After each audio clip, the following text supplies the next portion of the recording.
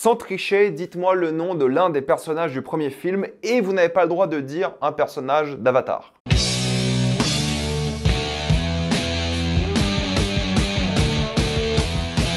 Rebel Moon, partie 2, l'entailleuse. Comme d'habitude, jusqu'à la minute indiquée dans le titre de la vidéo, il n'y aura pas de spoilers, parce que vous êtes tranquille, après on va tout spoiler. Rebel Moon, partie 2 est l'histoire d'un groupe de généraux recrutés lors du premier film qui doivent protéger un village. L'Empire Galactique est prêt à tout pour terrasser cette petite comté. C'est quand même très particulier la promotion que fait Zack Snyder depuis quelques semaines concernant la partie 2 qui sort là. Évidemment, il est parti en campagne marketing, j'ai l'impression que c'est l'un des seuls d'ailleurs. En même temps, c'est normal, Zack Snyder, c'est un peu la star de ses films, contrairement à ses acteurs. La star de Rebel Moon, c'est lui. Donc c'est lui qui fait toutes les interviews, qui fait tout le travail en gros. Je pense que la campagne marketing avec les acteurs va commencer après la sortie du film, comme d'habitude avec Netflix. Ils aiment bien dire que le film est disponible lorsqu'ils font la promo. Mais ce qui est intéressant surtout, c'est qu'il n'arrête pas de dire que la partie 1 et 2 ne sont pas ses films. Il n'arrête pas de dire, attendez, la partie finale, uncut, R-rated, qui sortira à l'été. En mode, regardez pas ce film. Genre, je comprends pas la stratégie. Je comprends qu'il soit dégoûté, qu'il n'ait pas le droit de sortir sa version à lui dès le début. Parce que premièrement, Netflix voulait une version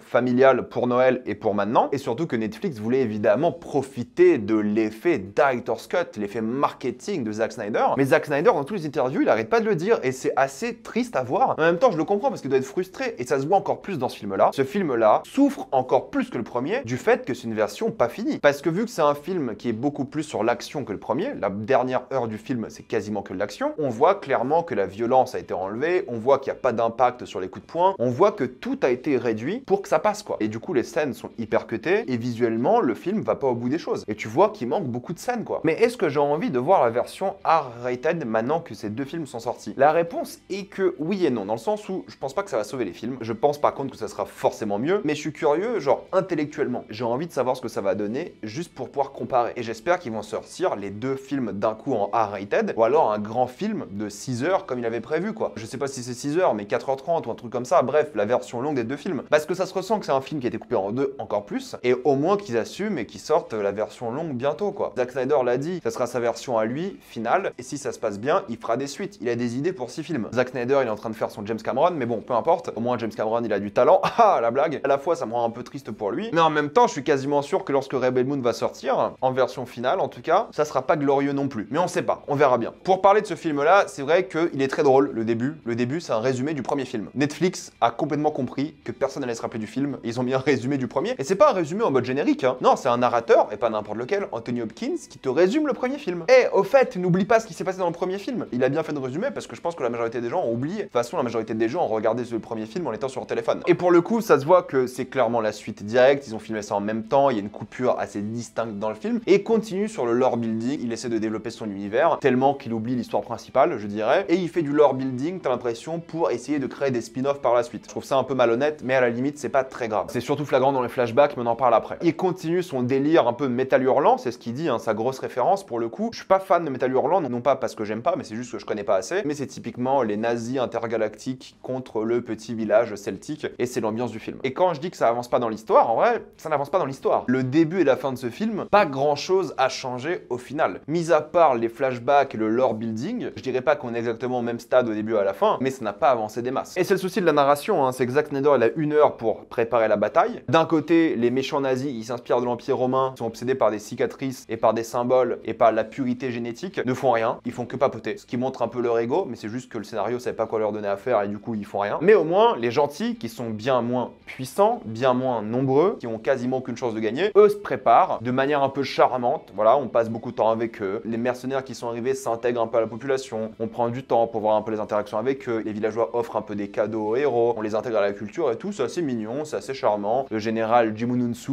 le GOAT, que j'aime beaucoup, trop sous-estimé comme acteur, donnez-lui des vrais rôles s'il vous plaît, qui se permet un grand discours, qui se permet une chanson. Il y avait des connotations, j'ai l'impression, sans vouloir être raciste parce que je m'y connais pas assez, un peu africaine, et quand tu sais que Jimununsu est béninois, peut-être il s'est inspiré d'une langue de ce côté-là, ou alors la langue est complètement inventée, pour le coup je n'en sais rien. C'est pas excellent mais c'est charmant quoi, il y a un peu d'humanité, un peu d'âme, c'est assez mignon à voir. Oui, ça a été déjà vu 1 milliard de fois avant, oui c'est hyper cliché, et parfois c'est peut-être un peu même ridicule, oui c'est super kitsch, mais franchement ça me dérange pas parce que j'y voyais un petit peu d'humanité et c'est ça qui est important aussi. Si tu dois sauver un village, il faut avoir des raisons de le sauver et les connaître les gens qui habitent là-bas, au moins un petit peu. Et puis c'est là que Zack Snyder, moi je l'aime beaucoup. C'est quand il s'éclate avec sa mise en scène. Il y a une séquence d'agriculture où les gens ramassent du grain, du blé, peu importe, et en même temps s'entraînent, mais la manière dont ils coupent les champs, la manière dont ils ramassent ce qu'ils ont coupé, en slow motion, avec des envolées lyriques, avec la lumière de l'aube sur leur visage, au ralenti, dans l'excès le plus total, c'est là que moi j'aime Zack Snyder. C'est quand il prend des choses banales et il met son style complètement ostentatoire et abusé, et ça rend une tâche commune, comme être fermier, comme quelque chose de vital et important. Et dans le film, c'est vital et important. Et c'est là que moi j'aime Snyder, c'est quand il s'amuse avec ça, quoi. Et il ramasse du blé et en même temps t'as une musique angélique, c'est incroyable. T'as d'autres séquences où il s'amuse aussi, t'as un vaisseau qui rentre dans une Batcave sous une cascade. Et Snyder, moi il me fait marrer quand il s'amuse avec son style, quoi. Mais après oui, c'est vrai, tu vois qu'ils ont coupé le sexe, tu vois qu'ils ont coupé certaines romances, tu vois qu'ils ont coupé certaines scènes où les gens s'attachent un peu plus les uns aux autres. Et t'as une séquence qui est lunaire. Tu as une séquence à table avec tous les personnages principaux qui parlent de leur passé. Et chacun, à tour de rôle, va te parler de son passé avec un flashback. Et c'est ridicule parce qu'ils racontent leur flashback, personne n'a une réaction. Ça va au prochain personnage qui raconte sa vie avec un flashback. Et chaque flashback est fondamentalement différent. D'où l'idée de vouloir lancer des spin-offs parce que les ambiances sont tellement différentes, les planètes différentes et tout. Et ça enchaîne plusieurs fois et c'est tellement drôle à voir parce que c'est le niveau zéro d'écriture, quoi. C'est complètement con et ridicule. L'objectif, c'est que pour les personnages, ils se comprennent un peu mieux, pour qu'ils aient envie de se protéger entre eux, mais ça ne revient jamais dans le film. Cette amitié n'est jamais développée parce qu'on dirait pas du tout des amis ou même pas des collègues, quoi. Et en même temps, pour les spectateurs, de s'attacher à ces gens-là si jamais ils meurent. Mais dans tous les cas, c'est raté. Au moins, ils auraient pu faire les flashbacks différemment dans plusieurs séquences différentes. Là, non, c'est tour de rôle à table. C'est n'importe quoi. Puis c'est le souci, au fait, hein, comme d'hab, le scénario est expliqué à haute voix constamment par tous les personnages et c'est flagrant lors d'un moment entre le méchant et un autre personnage. Le méchant vient littéralement proposer quelque chose à un personnage et il explique le scénario. Il lui explique tout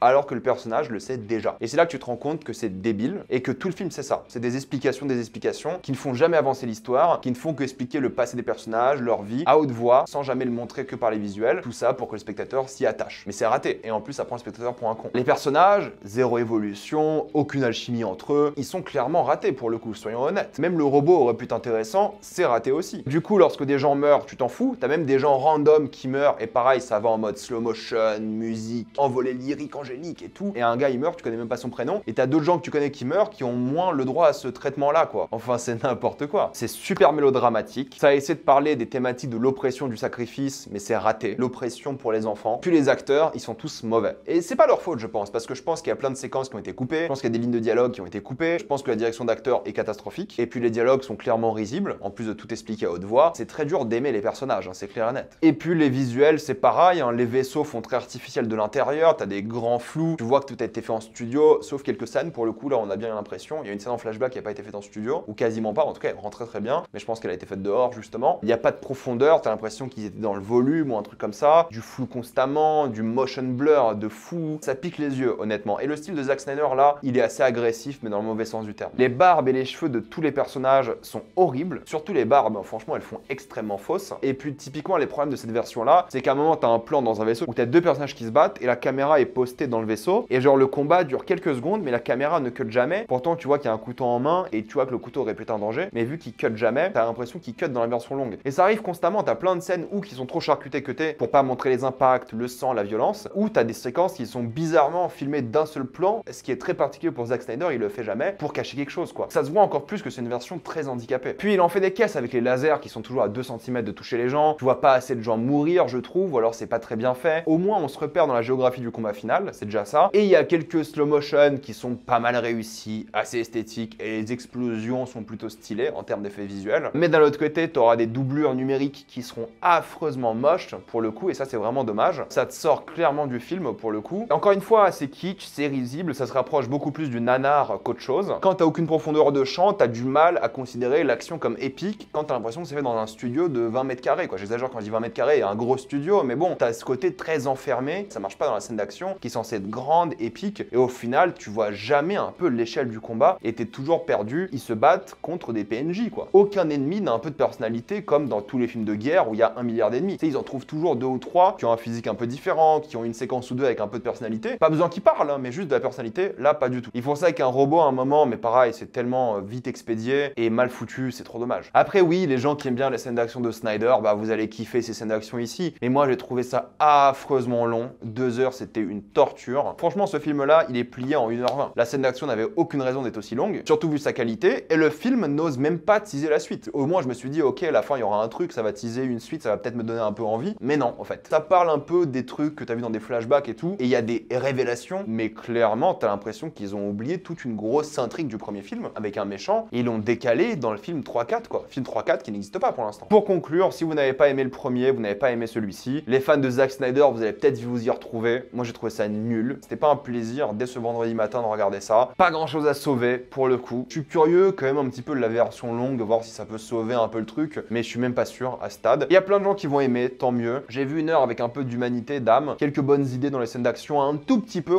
une en tout cas, mais la scène d'action beaucoup trop longue pour quelque chose qui était pas du tout divertissant. Clairement, c'est nul et je ne peux pas vous recommander ces films. Maintenant, on va passer en spoiler. Faudra étudier à quel point Korra est stupide pour faire confiance aux nazis, quoi. D'où tu fais un deal avec un nazi, pourquoi tu lui fais confiance? T'as rien compris depuis le début? Et me dites pas, non mais c'est sa faiblesse, elle a pas envie de sacrifier des gens, mais là on n'en savait rien. Elle se fait bluffer comme pas possible. Heureusement que son mec était là. Mec qui meurt, t'en as rien à battre. À sa mort, franchement, zéro émotion, ça ne fait rien. Comme la samouraï, je sais même pas comment elle s'appelle, décédée.